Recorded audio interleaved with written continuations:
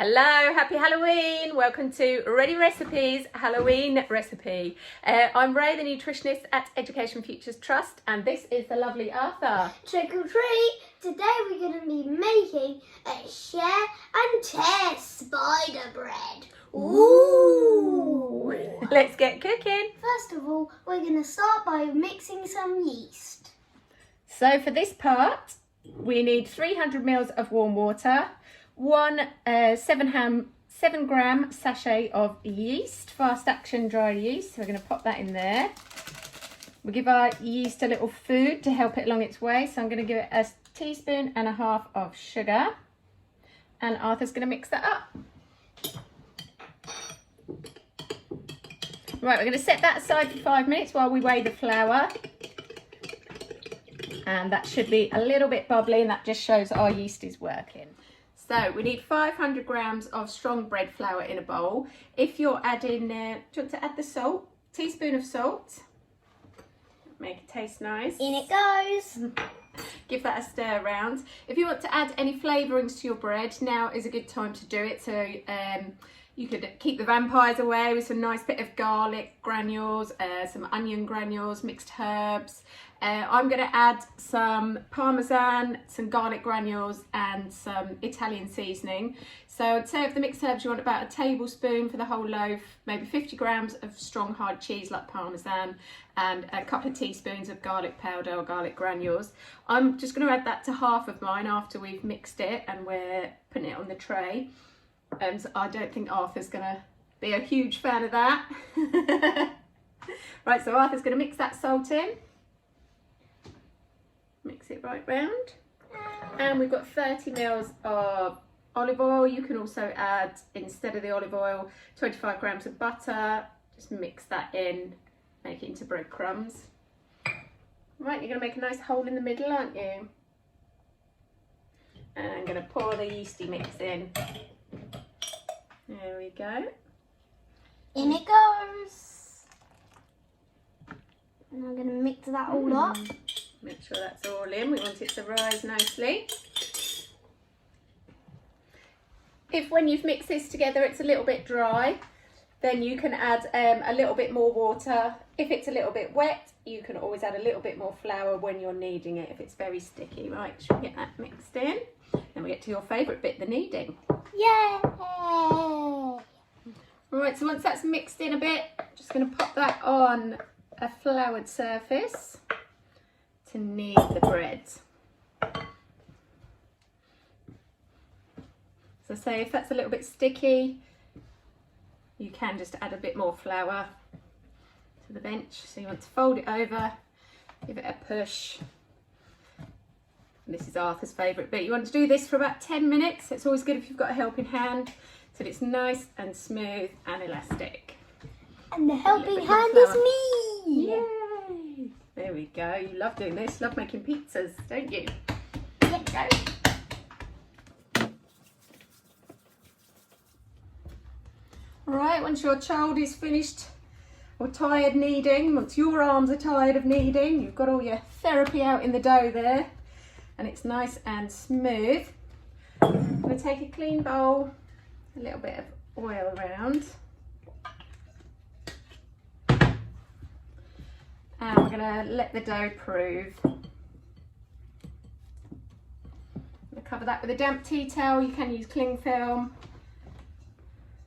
I'm just going to put that in a warm place to rise. It should take about 45 minutes or an hour.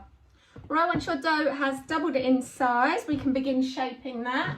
We are going to make a nice spider, but you could make a cat or a bat or a pumpkin. Anything else you fancy for Halloween. You could make some intestines, put some sun-dried tomatoes in there, a bit of tomato puree in the tray. Ooh. Right, you're going to get that out, knock that back a little bit. Just pull it out the bowl. Ooh. Oh, it feels slimy. There you go. All right. So that go back to the size that it was.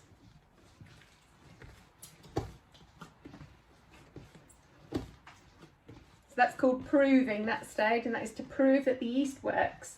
Right, if you want to make a spider like us, if you want to make intestines, you can roll that into a long snake, wiggle it around on your tray. You could even put pizza fillings in there if you rolled it out and flattened it, and then wrap it around the pizza fillings.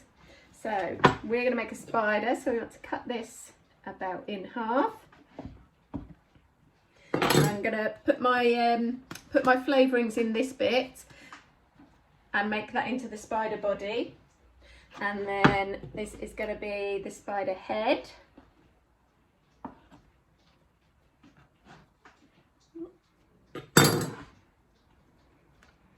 And the spider legs. Just take a little bit more. The legs, we want some nice long legs, don't we? Can I make the legs? Yeah, make it with this bit. Hold on. That bit.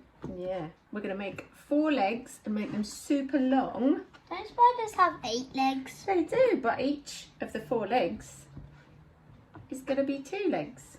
So go through the middle of the body. So you need to make some super long. So I'm good at legs. long. Yeah. Right, I'm going to add my flavourings to this. We'll be back in a sec. Right, once you've got all your body parts, so we've got the full half of the dough there for the body, and when that's cooked I'm going to cut a shape out so we can put dip in there. We've got the head here, got the body, the legs, sorry, last leg going into place, and then I'm going to bend some of those down to the back and bend forward to the front, and then we're going to give it a gentle brush. Oh, preheat your oven to 250 degrees. I'm going to give it a gentle brush, a little milk wash. Go.